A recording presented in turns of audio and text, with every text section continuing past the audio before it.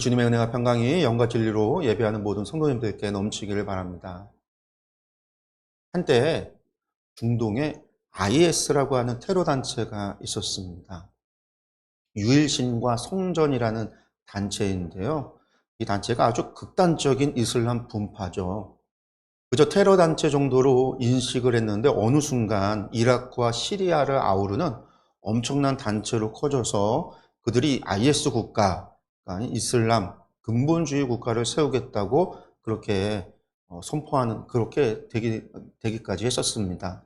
그런데 이들이요, 이렇게 급성장한 배경에는요, 이라크 전쟁, 시리아 내전과 같은 전쟁이 있었습니다.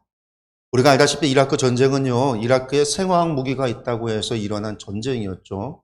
이후에 이라크에 그러한 생화학 무기가 발견되지 않아서 미국이 전쟁을 위해서 조작한 것이 아니냐, 이런저런 말들도 있고, 그런 이제 영화들도 많이 제작이 되곤 그랬는데요.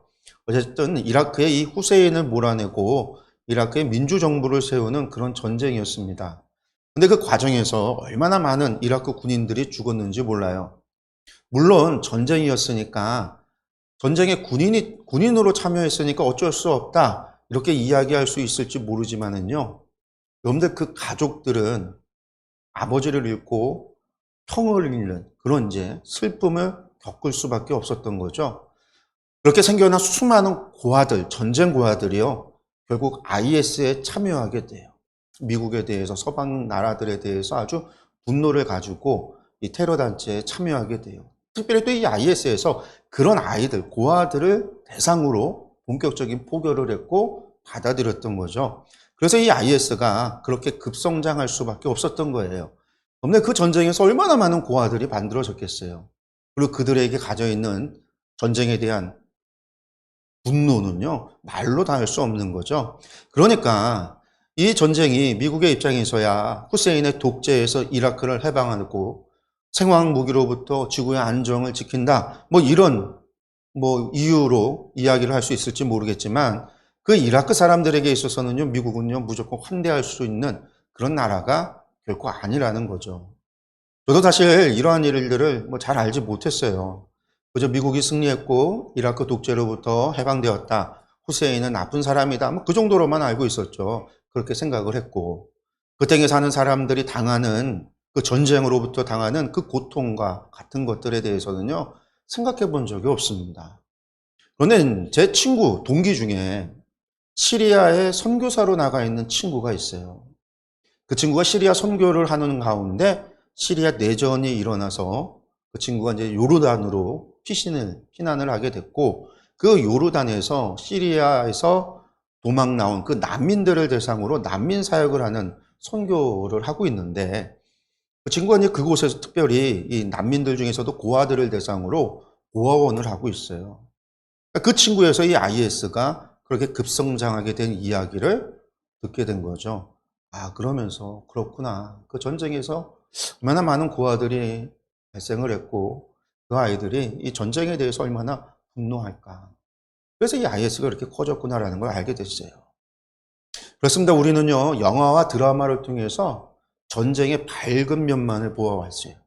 전쟁의 당위성을 주인공의 입장에서 그저 주입해 왔다라는 거죠. 그래서 승리하는 것에 초점을 맞춥니다. 얼마나 많은 이들이 죽었는지, 그 전쟁 이후에 어떤 일들이, 얼마나 끔찍한 일들이 일어날지에 대해서는요, 별 관심을 가지지 않아요. 그래서 전쟁의 아픔에 대해서 잘 공감하지 못합니다. 지금도 러시아 우크라이나 전쟁이 벌어지고 있죠. 우리나라는 정전이 아닌 휴전인 상태에 언제 전쟁이 다시 일어나도 이상하지 않은 나라입니다. 그럼에도 우리는 지난 반세기 동안 평화를 누리고 살다 보니까 전쟁에 대해서 많이 무감각해져 버렸어요. 우크라이나와 러시아의 전쟁에 관한 소식을 뉴스로 보면서 어느 영화 보듯이 그렇게 대합니다. 그러면서 전쟁에 대해서 너무나 쉽게 이야기를 하기도 해요. 언제든지 전쟁이 일어나도 이상하지 않은 나라에 살면서, 아니, 지금 전쟁 중이에요, 저희는. 전쟁이 지금 잠깐 소강 상태, 휴전을 하고 있는 거지, 전쟁이 끝나지 않은, 전쟁 중에 있는 나라에 살면서 전쟁을 가볍게 여기고 전쟁에 대해서 무감각해지고, 그리고 또 전쟁을 너무나 가볍게, 너무나 쉽게 이야기하는 사람들 가운데 살아가고 있습니다. 그런데 여러분들 전쟁이 일어난다면 우리는 상상하지 못할 고통을 겪게 될 겁니다.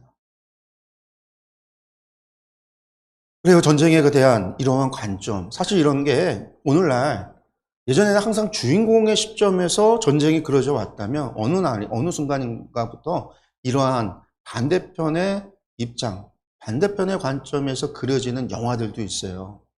그래서 전쟁의 고통을 뭐 그런 이제 영화들도 있고 또 오늘날 그러한 부분에 대해서 이런 새로운 시각들이 깨닫게 되고 이야기하는 사람들이 있죠. 근데 전쟁에 대한 이러한 관점에서 오늘 이런 관점이 있어서 이것이 정말 그렇지 한쪽 면만이 아니라 다른 면에서 그런 사람들을 우리가 생각해야 되지.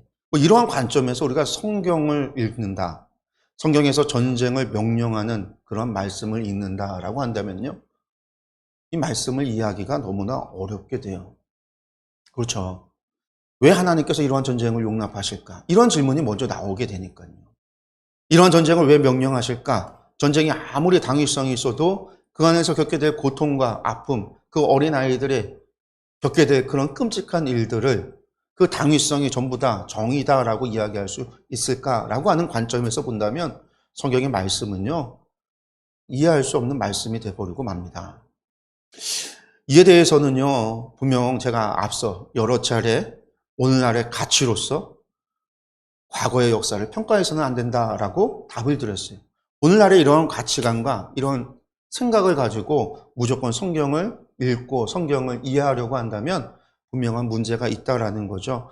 왜냐하면 성경의 말씀은 오늘날의 가치관으로 기록된 게 아니거든요. 오늘날의 상황에서 쓰여진 것이 아니다라는 거예요. 성경은요, 2023년을 살아가는 우리에게 하신 말씀이 아니라 1차적으로는 성경시대의 사람들에게 하신 말씀이기 때문이다라는 거죠. 오늘 우리는요, 참 어려운 말씀을 보게 됩니다. 이거는요, 저에게도 참 어려운 말씀이에요. 지난 한 주 동안 이 말씀을 가지고 설교를 어떻게 준비해야 하나 참 고민이 많았습니다. 이렇게도 해보고 저렇게도 해봐도 마땅한 말씀이 생각나진 않아요. 물론 이 말씀을 가지고 결국은 예수 그리스도의 그 사랑과 은혜로서 연결 짓는 것은 문제가 아니지만 그 중간에 말씀을 논리적으로 전개하는 데 있어서 너무나 어려운 거예요. 그래서 참 고민을 많이 했습니다. 어떻게 해야 되는가? 말씀을 읽고 이것을 오늘날에 어떻게 전해야 되는가에 대한 고민, 하나님께 기도하며 한 주간을 말씀을 묵상하는데 많은 시간을 보냈습니다. 그러다 보니까 사실은 제가 이렇게 고민했던 이유는요, 이 말씀을 그대로 오늘날 어떻게 전해야 될 건가에 사로잡혔기 때문에 그렇거든요. 어떻게 이 주일에 설교를 해야 할까? 이것을 어떻게 적용해야 되나? 이 말씀을 주셨던 당시 사람들에게 주셨던 하나님의 본래 의도에 대해서 접근하기보다는 이것을 당장 어떻게 적용해야 되는가에 대해서 고민을 했던 거였거든요. 그렇죠. 오늘 말씀의 주제가 뭐죠? 전쟁포로가 된 여자를 어떻게 해야 하나라는 거예요. 아니, 이 문제를 오늘날 바로 적용하려고 하니까 기가 막힌 거죠. 우리가 전쟁하는 포로 된 여자를 어디서 만날 거예요? 전쟁터에 갈 수도 없고 전쟁이 일어나라고 빌 수도 없는 상황이고 또 그런 여인은 우리가 함부로 오늘날 시대에 포로 잡았다고 포로로 삼았다고 해서 우리가 마음대로 할 수 있는 게 아니잖아요. 오늘날의 시대에는 전쟁포로라고 하는 건 군인들을 대상이지 민간인을 대상으로 전쟁포로를 삼지도 않고 과거와 전혀 다른 오늘날의 시대에 이 말씀은요, 이렇게 해봐도 저렇게 해봐도 참 애로사항이 많은 말씀인 거죠. 이것을 적용하려고 하니까 바로 적용하려고 하니까 문제가 생기는 거예요. 또 이 말씀이 주는 이러한 내용 자체가 저를 너무나 이제 사로잡았던 거죠. 거기에 매달려서 고민이 됐던 거예요. 그러다 든 생각이 뭐냐면 제가 늘 강조하는 것. 본문의 본래의 의미를 찾아가는 서기 과정이 제대로 되어야만 적용이 가능하다라고 하는 말씀을 제가 늘 드리잖아요. 서기에서 원리를 뽑고 그 원리를 적용해야 되는 것이지 서기되지 않은 본문을 오늘날에 그대로 가져와서는 안 된다라고 하는. 제가 늘 이야기하고 성경 공부마다 말씀드렸던 것을 제가 놓치고 있었다라는 거죠. 그래서 오늘 본문의 말씀을 서기가 먼저고 그 뒤에 적용을 해야 된다라고. 이 서기의 내용을 조금 더 집중하면서 하나님이 당시 그 사람들한테 이 말씀을 줄 때에 어떤 의도로, 어떤 생각으로 주셨을까? 이 말씀이 이스라엘 사회에 어떠한 영향력을 끼치게 되었을까? 하나님께서 뭘 기대하시고 뭘 바라고 이러한 명령을 하셨을까? 초점을 맞추고 말씀을 다시 보고 다시 해석하며 연구를 했습니다. 성도 여러분, 오늘 본문을 통해서 우리가 어떻게 성경을 읽어야 하는지, 그리고 제가 경험했듯이 어떻게 읽어야 하는지, 어떻게 성경 말씀을 우리가 대해야 하는가 하는 것을 배우는 그런 시간 되길 바랍니다. 그리고 또 나아가서 그렇게 함으로 오늘 말씀을 통해 주시는 하나님의 뜻을 우리가 깨닫고 이 말씀 안에 담겨 있는 하나님의 그 뜻에 우리가 순종할 수 있는 저와 여러분들이 되기를 간절히 소망합니다. 오늘 말씀은요, 매우 짧은 말씀이에요. 21장의 말씀들이 전부 사회법에 관한 이야기들이기 때문에 규례가 짧게 지나가요. 그래서 이것을 전체를 그냥 한 번에 읽고 한 번에 설교로 그냥 간단하게 얘기하고 넘어갈 수도 있지만 제가 이 말씀들을 각각의 주제에 따라서 제가 지금 끊어서 설교를 하고 있습니다. 그래서 오늘 말씀은요, 10절에서 14절까지가 하나의 율법이에요. 그게 뭐냐면 전쟁에서 포로로 삼게 된 여자를, 그 여자 포로를 아내로 삼을 때에 관한 규정이라는 거죠. 그러니까 말씀을 우리가 한번 다시 한번 보겠습니다. 10절에서 14절 말씀을 전체를 한번 다시 한번 볼게요. 함께 봉독합니다. 내가 나가서 적군과 싸울 때에 내 하나님 여호와께서 그들을 내 손에 넘기심으로 내가 그들을 사로잡은 후에 내가 만일 그 포로 중에 아리따운 여자를 보고 그에게 연연하여 아내를 삼고자 하거든 그를 내 집으로 데려갈 것이요 그는 그 머리를 밀고 손톱을 베고 또 포로의 의복을 벗고 내 집에 살며 그 부모를 위하여 한 달 동안 애곡한 후에 내가 그에게로 들어가서 그의 남편이 되고 그는 내 아내가 될 것이요 그 후에 내가 그를 기뻐하지 아니하거든 그의 마음대로 가게 하고 결코 돈을 받고 팔지 말지라 내가 그를 욕보였은즉 종으로 여기지 말지니라. 아멘. 말씀은 좀 간단합니다. 어려운 내용은 없어요.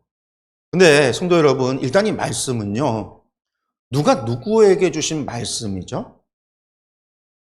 우리가 말씀을 볼 때 이거에서부터 시작을 해야 돼요. 누가 누구에게 주셨는가? 하나님께서 모세를 통해서 이스라엘 백성들에게 주신 말씀이에요. 근데 여기서 이스라엘 백성이라고 한다면 누구냐? 좀 더 구체적으로 들어간다면 모세의 신명기 설교를 듣고 있는 백성들. 바로 광야 2세대들입니다. 그리고 그들은요, 지금 전쟁을 앞두고 있죠. 요단강을 건너서 가나안 전쟁을 치러야 되는 바로 그들이에요. 그렇기 때문에 이 말씀은요, 광야 2세들에게 주신 말씀으로 당시의 역사적인 상황, 문화적인 배경, 사회적인 상황 등을 우리가 배경으로 해서 이 말씀을 읽어야 되는 거예요. 오늘날의 가치관과 오늘날의 사회적, 역사적, 오늘날의 문화적 이런 배경으로 읽어서는 안 된다라는 거죠. 그러므로 먼저 10절에서 보면 내가 나가서 적군과 싸울 때라고 하시는 말씀은요. 언제 어디서 누가 무엇을 어떻게 왜 하는 전쟁인가 하면 바로 광야 2세대들이 요단강을 건넌 후 약속의 땅인 가나안 땅에서 치르게 되는 전쟁입니다. 러시아와 지금 우크라이나가 전쟁하고 있는 그 전쟁을 이야기하는 게 아니고요. 혹시나 우리가 저 북한과 전쟁이 일어나는 그 전쟁을 이야기하는 게 아니라는 거예요. 이 전쟁은 가나안 전쟁. 바로 광야 2세대들이 요단강을 건넌 후 약속의 땅인 가나안 땅에서 치르게 되는 그 전쟁을 말해요. 이것은 하나님께서 아브라함에게 하신 약속의 성취이고 또한 가나안 땅의 죄를 심판하시는 심판 전쟁이기도 합니다. 그렇기 때문에 이어서 뭐라고 말씀하시냐면 내 하나님 여호와께서 그들을 내 손에 넘기심으로 라고 말씀하는 거예요. 이것은 하나님께서 명하신 전쟁이며 하나님께서 행하시는 심판 전쟁이기 때문에 하나님의 전쟁이라는 뜻이죠. 그 전쟁에서 무슨 일이 벌어집니까? 내가 그들을 사로잡은 후에입니다. 광야 2세대들이 가나안 족속을 포로로 사로잡을 수 있는 것은 그들이 군사적으로 훌륭하기 때문이 아닙니다. 그들이 전쟁을 잘하기 때문이 아니라 하나님께서 그들에게 그들을 포로로 주시기 때문이에요. 지난번에도 말씀을 드렸는데 가나안 전쟁은 단순한 진멸 전쟁이 아니라고 했어요. 진멸 전쟁이 아닌 하나님께서 행하시는 심판 전쟁이죠. 심판이라고 했어요. 그렇기 때문에 하나님의 심판에 따라서 죽는 이도 생기고 포로되는 이도 생기고 도망가는 이도 생길 수 있다는 거예요. 여러분들 진멸이라고 해서 100%다 죽이는 것이 아니라는 것을 우리가 기억해야 됩니다. 그런데 이것은 이스라엘하고도 다르지 않아요. 유대의 멸망을 예언했던 에스겔은요, 예루살렘의 멸망에 대해서 아주 다양한 환상을 통해서 예언을 했어요. 하나님께서 명하시는 액션을 취하면서 예언을 하기도 했습니다. 그가 했던 예언 가운데 어떤 것이 있었냐면요, 자신의 머리털과 자신의 수염을 전부 다 잘라서 예루살렘 성 중앙에 가갖고요, 사람들이 보는 데서요, 그 털에, 머리칼과 털의 3분의 1은요, 불에 태워버리고요, 3분의 1은요, 칼로 치고요, 나머지 3분의 1은요, 공중으로 흩어서 칼을 휘둘렀어요. 이것을 통해서 보여준 징조가 뭐냐면요, 3분의 1을 태운 것은 3분의 1은 역병과 기근으로 죽을 것이고, 칼로 탁자를 내려쳤던 것은 3분의 1은 바벨론 군대에 의해서 칼에 죽을 것이고, 공중에 흩은 것은 나머지 3분의 1은 세상으로 도망가다가 그 도망가는 그들이 바벨론의 손에 잡혀 죽게 된다라는 의미예요. 이걸 보면 하나님께서 이 예루살렘에 있는 사람들을 3분의 1을 죽이고 3분의 1을 죽이고 3분의 1을 죽이니까 다 죽인다라는 얘기잖아요. 하나님께서 다 죽인다고 하시는 말씀 같은데 실제로는 다 죽었냐? 그러지 않아요. 살아서 남겨진 자들도 있고요. 살아서 포로로 바벨론에 끌려가는 사람도 있고요. 또 도망간 이도 있어요. 예루살렘의 멸망이 이루어졌지만 말씀 그대로 한 명도 빠짐없이 다 진멸되고 전부 다 죽었느냐? 그게 아니라 살아남은 이도 있고 포로된 이도 있고 도망간 이도 있고 남겨진 이도 있고 있다라는 거예요. 여러분들 이것이 하나님의 심판이에요. 하나님의 심판. 이 심판에는 도망가는 이도 남겨진 이도 포로된 이도 분명히 있습니다. 살아남았으니 심판에서 면제가 된 것이냐? 그런데 여러분들 그건 아니에요. 우리가 여기에서 깨달아야 되는 것, 그것은요, 그들은 그저 지금 당장의 심판으로부터 살아남았지만 그것은요, 회개의 기회를 얻었다라는 거예요. 그들이 그 남은 생을 가지고 회개자의 삶을 살아간다라고 한다면 결국 하나님께 용서함을 받을 겁니다. 그들이 그럼에도 만약에 회개하지 않는다라고 한다면 그들에게 주어진 그 삶이 지나고 나서 다시금 하나님의 심판 앞에 서게 될 것이라는 거죠. 피할 수 없는 하나님의 심판을 목도하게 된다라는 거예요. 다시 말씀으로 돌아가서 가나안 땅의 사람들 가운데 포로된 이들이 있다라고 한다면 그들은 어떤 사람들일까요? 하나님께서 남겨주신 이들이에요. 하나님의 심판, 죽음이라는 그 심판 앞에 구함을 받은 이들이에요. 다른 말로 얘기한다면 하나님께로부터 기회를 얻은 사람들입니다. 회개의 기회고 하나님의 백성이 될 수 있는 기회입니다. 물론 오늘날의 관점에서 본다면 가나안 땅에서 잘 살아가다가 지금 침략을 당해서 온 가족이 죽고 나 혼자 살아남았다고 한다면 이것이 어떻게 회개의 기회고 이것이 어떻게 은혜가 되겠냐라고 이야기할 수 있을지 모르겠지만 이것은 오늘날의 이야기, 오늘날의 가치관입니다. 여러분들 당시 광야 2세대가 살고 있었던 시대는요, 전쟁의 비참함이란 오늘날과 다릅니다.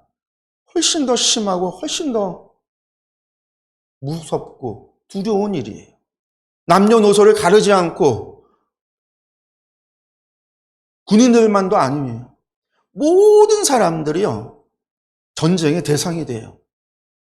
학살이 이루어지기도 하고 포로가 되면 인간 이하의 취급을 받을 수밖에 없어요. 그러한 인간 이하의 취급은 사실 광야 시대가 가장 잘 알고 있는 거예요. 그런데 그들은 애굽에서 종살이 하던 이들이었으니까요. 그렇게 이 말씀을 오늘날의 관점으로 읽어서는 안 된다라는 거죠. 오늘날의 가치관으로 가치 판단을 해서도 안 된다라는 겁니다. 다시 말씀으로 돌아가서 11절을 보면은요, 무슨 이야기가 나오냐면 그런 포로된 자들 가운데 이제 포로된 이들 가운데 네가 혹시 아름다운 여자를 보고 그에게 연연하여 그 여자를 마음으로 사모해서 아내를 삼고자 하는 일이 일어난다면, 근데 그러한 일이 일어날 수 있다라는 거죠. 근데 여러분들 당시 시대에 전쟁 포로가 가운데 그런 여자가 있다라고 한다면요, 어떤 일이 일어날까요? 그러면 당연히 권력을 가진 자의 소유물이 되고 놀이개가 될 가능성이 가장 많죠. 그 위의 인생이라는 것은요, 비참함의 인생일 거예요. 아마 대부분 그렇게 됩니다. 그런데 하나님께서는요, 다른 이야기를 하고 계세요. 이거는요, 오늘날 우리가 볼 때도 다른 이야기지만, 당시 시대에서는요, 이건 엄청난 충격적인 말씀이에요.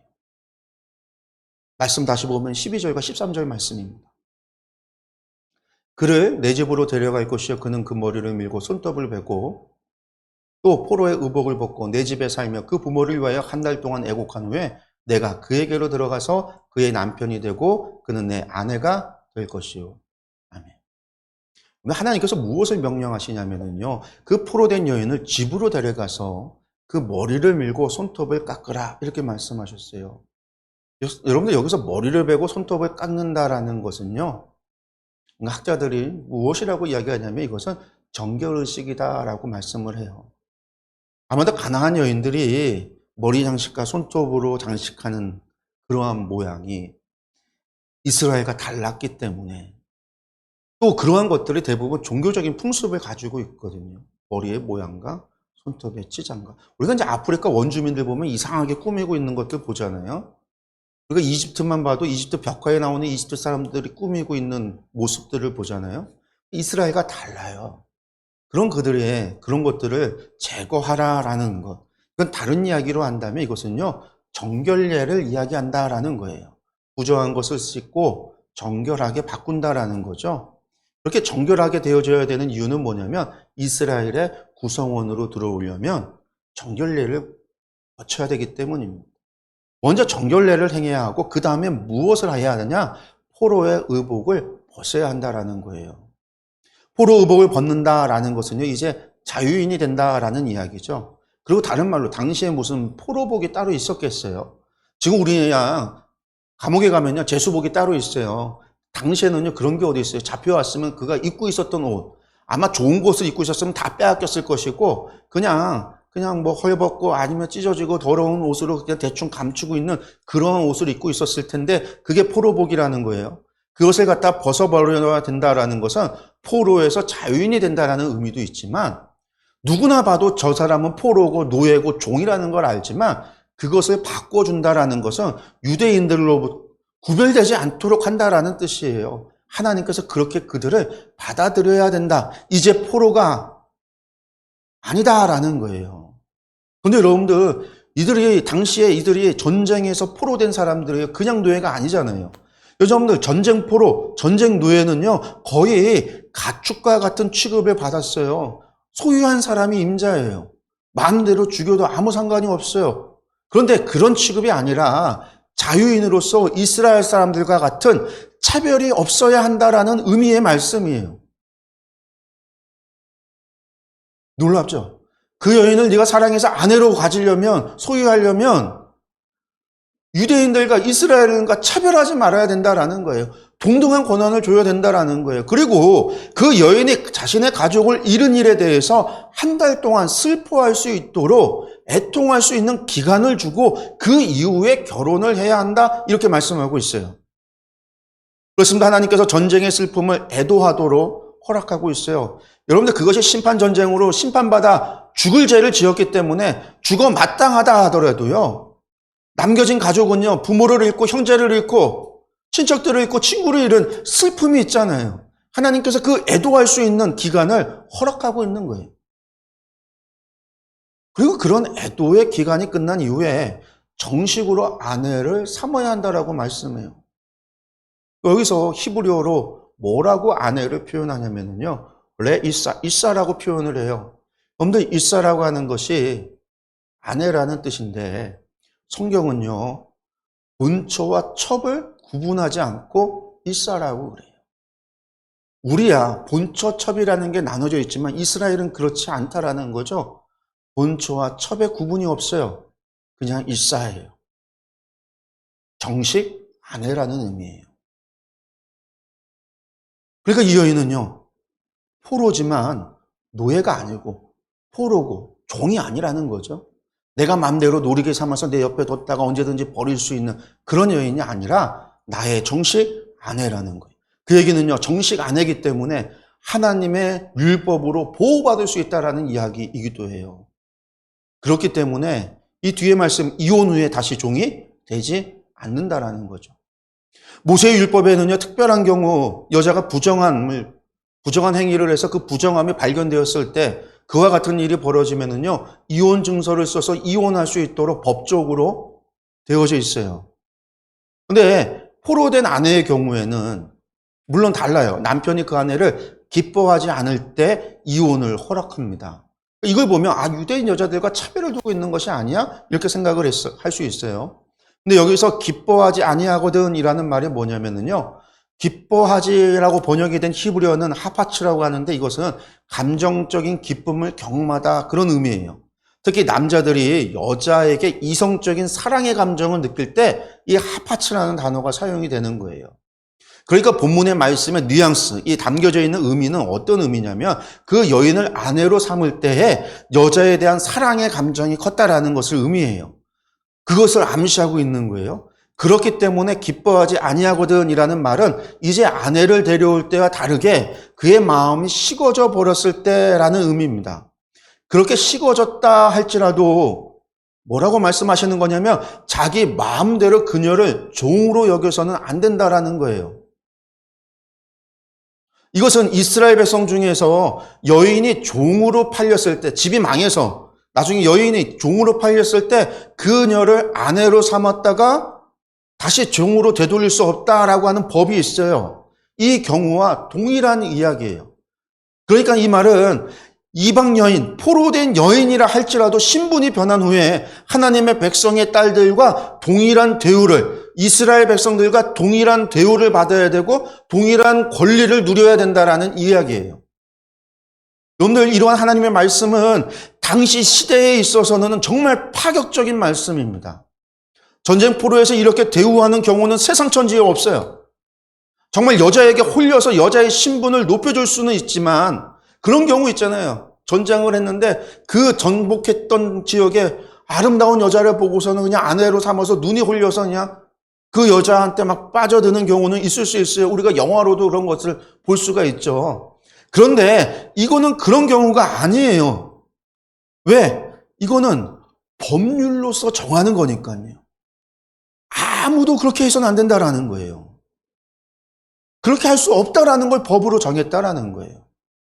하나님께서 이것을 율법으로 정하여 놓으셨기 때문에 그 누구도 자기 마음대로 포로를 대할 수 없다라는 것이고, 아내로 삼았을 경우에 그 여인은요, 하나님의 백성으로서의 권리와 권한을 누릴 수 있다라는 거예요.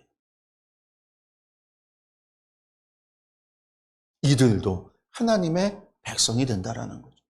사실 광야 세대들이 그렇습니다. 이들은요, 애굽에서 살던 이들이에요. 우리는 이스라엘 백성들을 전부 다 야곱의 후손으로만 알고 있지만 그렇지 않다라고 제가 여러 번 말씀드렸잖아요. 이 사람들 가운데는요, 정말 종살이 하던 이들도 있었고 애굽 땅에서 자유인으로 살던 사람들도 있을 수 있어요. 그런 이들이 출애굽의 역사를 경험하고 나서 애굽을 나왔습니다. 그 가운데 주축이 된 이들은 분명 야곱의 후손들이에요. 그러나 그들만 있었던 것은 아니에요. 수많은 이들이 야곱의 후손들과 함께 나왔습니다. 야곱의 후손들을 따라서 애굽을 탈출했고요. 야곱의 후손들을 따라서 시내산에 모였고요. 그리고 그곳에서 하나님의 백성이 되기로 하나님과 언약을 맺었어요. 그렇게 그들은 하나님의 백성 이스라엘이 됐습니다. 야곱의 후손들과 이방인들이, 그들이 하나님의 백성이 될 수 있었던 것은요, 출애굽이라고 하는 하나님의 역사를 공유하고 함께 경험하고 하나님을 그들의 구주로서 섬기기로, 믿기로 하나님과 언약을 맺었기 때문에 그래요. 그들이 하나님의 백성이 되는 데 있어서 사실 그들의 공로라고 할 수 있는 것은 아무것도 없습니다. 전부 다 하나님의 은혜로 되어진 일이에요. 여러분들, 그들이 아브라함의 후손이기 때문이다라고 이야기할 수도 있겠지만 그렇지 않습니다. 아브라함의 아들들이라고 전부 다 하나님의 백성이 된 게 아니잖아요. 아브라함의 아들은 이삭만 있지 않으니까요. 이스마엘도 있고요. 그들에게서 낳은 6 아들도 있지만 그들은 아니에요. 그러면 언약입니까?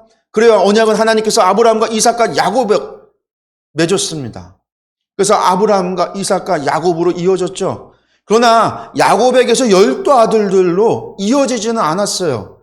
성경에는 하나님께서 그 12아들들과 언약을 맺었다라는 이야기가 없어요. 하나님은 그 아들들과 언약 맺지 않으셨어요. 창세기는 아브라함과 이삭과 야곱과 맺은 언약을 이야기할 뿐입니다. 그러면 야곱의 장자권입니까? 그 장자권 12아들들에게 전부 다 이어지지 않았어요. 유다와 에브라임만 받았습니다. 반면에 루벤과 시몬과 레위는요, 저주를 받았어요. 그럼에도 야곱의 12아들의 후손들이 하나님의 백성이 됩니다. 장자권을 받은 사람은 에브라임과 유다밖에 없고 나머지는 아닌데, 언약을 맺은 사람도 없는데 이 12아들들의 후손들이 전부 다 하나님의 백성이 됐어요. 여러분들, 그것은요, 하나님의 은혜일 뿐이에요. 야곱의 후손들과 함께 하나님의 백성이 된 이방인들, 그들도 하나님의 은혜로 하나님의 백성이 된 겁니다. 그렇게 이방인이라 해도, 포로된 여인이라 해도 언제든지 하나님의 백성이 될 수 있습니다. 그들이 하나님의 은혜를 받고 하나님의 백성이 되기로 한다면 언제나 문은 열려 있습니다. 여러분들, 그렇게 라합이 하나님의 백성이 되고 기브온 족속들이 하나님의 백성이 됐습니다. 또한 포로된 여인들 가운데 아내되는 여인들도 하나님의 백성이 될 수 있는 것이고, 동일한 권한과 동일한 권리를 누릴 수 있는 거예요. 그렇게 이후로 이혼을 당한다 하더라도 하나님의 백성의 자격이 사라지는 것이 아닙니다. 하나님께서는 그렇게 이방인이라도, 포로된 여인이라 하더라도, 심판받아 마땅한 부정한이라 해도 하나님의 백성이 될 수 있는 은혜를 베풀고 계신 겁니다. 성도 여러분, 이것이 과거에만 일어난 일이 아니죠. 여러분들, 우리도 다르지 않습니다. 우리가 하나님의 백성이 된 것도 전부 하나님의 은혜로 된 일입니다. 우리에게는 자격이 없습니다. 우리는 아브라함의 핏줄도 아니고 언약에 속한 이들도 아닙니다. 야곱의 장자권과 상관이 있는 이들도 아니에요. 우리는 아무 관련이 없어요. 우리가 출애굽을 경험한 것도 아니고 시내산의 언약의 대상자도 아니었습니다. 우리는 정말 아무 관련이 없는 이방인들이에요. 그런데 예수님께서 바로 우리의 죄를 사하시기 위하여 십자가에서 죽으셨을 때 우리도 그 언약에 속하게 된 겁니다. 우리에게도 하나님의 백성이 될 수 있는 기회가 주어진 것이고 은혜를 받은 거예요. 우리가 우리 죄인됨을 깨닫고 예수님의 대속의 죽음을 믿게 될 때 자격 없던 우리가 하나님의 백성이 되는 겁니다. 또한 나아가 이미 하나님의 백성들과 차별 없는 하나님의 은혜 가운데 거하게 되는 거예요. 그렇습니다. 우리는 차별받지 않습니다. 하나님은 우리를 차별하지 않으십니다. 이스라엘과 우리를 차별하지 않으십니다. 믿음의 선진들과 우리를 차별하지 않으십니다. 하나님의 은혜에는 차별이 없습니다. 물론 하나님께서 우리에게 주시는 사명에 따라서 우리에게 주시는 은혜와 능력과 은사가 달라질 수는 있어요. 여러분들, 이것은 다름이지 차별이 아닙니다. 이러한 다름과 차별은 다른 거예요. 이러한 다름을 표현하는 말이 바로 우리들을 그리스도의 몸된 교회의 지체라고 표현하는 거예요. 손과 발은 모양과 위치와 역할이 다르지만 한 몸을 이룸에 있어서 차별되지 않습니다. 한 몸의 지체로 다를 뿐이에요. 그저 사명에 따라서, 위치에 따라서, 역할에 따라서 다른 거예요. 사랑하는 성도 여러분, 하나님의 은혜는 차별이 없습니다. 먼저 믿는 자, 나중 믿는 자의 차별이 없습니다. 성경의 인물들과 우리 사이에도 차별이 없습니다. 나중 날 하나님 앞에 서는 날 우리는 모두 어린 양의 신부로서 서게 될 것입니다. 오늘 포로된 이방 여인을 사랑하여 아내로 삼음과 같이 죄인이었던 우리를 사랑하시는 하나님의 그 사랑으로 인하여 우리는 주님의 신부로서 서게 될 것이고, 그날 하나님의 차별 없는 은혜로 주님의 신부로 영원히 주와 함께 할 것입니다. 사랑하는 성도 여러분, 이 차별이 없으신 하나님의 은혜를 믿으시기 바랍니다. 삶이 힘들고 어려워도 하나님의 차별 없는 사랑을 믿으시기 바랍니다. 우리의 기도에 하나님께서 응답하시지 않으시는 것 같아도, 나의 삶이 목자 없는 양과 같이 방황하는 삶과 같아 보여도 하나님은 결코 우리를 버려두지 않으십니다. 다윗과 함께 하셨듯이 하나님께서는 우리와 함께 하십니다. 광야에 살았던 이스라엘을 구름기둥과 불기둥으로 인도하셨듯이 하나님께서는 우리의 삶을 인도하고 계십니다. 단지 우리가 그것을 깨닫지 못하고 인지하지 못할 뿐이지 하나님께서는 분명 우리와 함께 하십니다. 이미 성령님께서 우리 안에 계셔서 우리와 함께하고 있습니다. 성도 여러분, 이 사실을 믿으시기 바랍니다. 여러분들, 이것이 복음이에요. 하나님께서 나와 함께하고 있다는 것. 또한 이것이 복음입니다. 하나님께서 우리를 차별하지 않는다라는 것. 하나님의 사랑의 차별이 없고 하나님의 은혜의 차별이 없다는 것. 여러분들, 이것이 기쁜 소식이에요. 여러분들, 이것이 우리의 삶에 있어서 힘과 능력이 되기를 간절히 소망합니다. 우리의 하나님, 차별이 없으신 하나님이십니다. 기도하겠습니다.